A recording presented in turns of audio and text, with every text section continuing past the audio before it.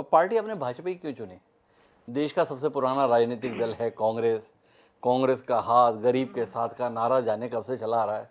वो हाथ को छोड़ कहाँ आप कमल वमल के चक्कर में पड़े? देखिए, हर पार्टी की रीति नीति और विचारधारा अलग होती है। जी।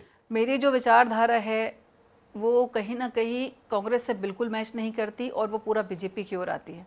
और जब क्या खराबी कांग्रेस में? नहीं, देखिए, खराबी हर पार्टी का अपना एक काम करने का तरीका रहता है, उनकी विचारधारा रहती है। लेकिन आप जब कंपेयर करेंगे, मैं ये चीज़ इसलिए नहीं बोल रही हूँ कि मैं बीजेपी से हूँ, मैं कार्यकर्ता हूँ, विधायक हूँ बीजेपी की, इसलिए मैं चीज़ें नहीं बोल रही हूँ। डिफरेंस है वो। एक आम जनता से भी आप पूछेंगे कि आप कितने दिन तक इसी चीज़ का आप हवाला देंगे कि आपने आज़ादी की लड़ाई लड़ी।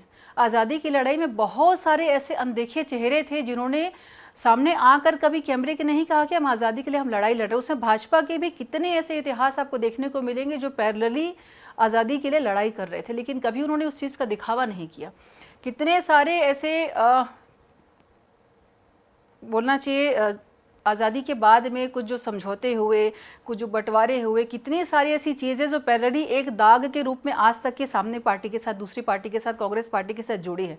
तो बहुत सारे ऐसे हम देखे हुए पहलू हैं। और मुझे लगता है कि विशेष रूप से अगर मैं बात करूँ छत्तीसगढ़ के परिप्रेक्ष्य में, 15 साल 20 साल पहले की राजनीति, जब छत्तीसगढ़ एक बेमारू राज्य के रूप में बीजेपी को मिला, शुरू के में 1-2 साल अगर मैं छोड़ दूं, तो जिस तरीके से डॉक्टर रमन सिंह जी ने यहाँ छत्तीसगढ़ को संभाला, एक विकास पुरुष की भूमिका निभाई, जिनका आज भी लोग न सिर्फ छत्तीसगढ़ बल्कि बाहर भी उदाहरण देते हैं।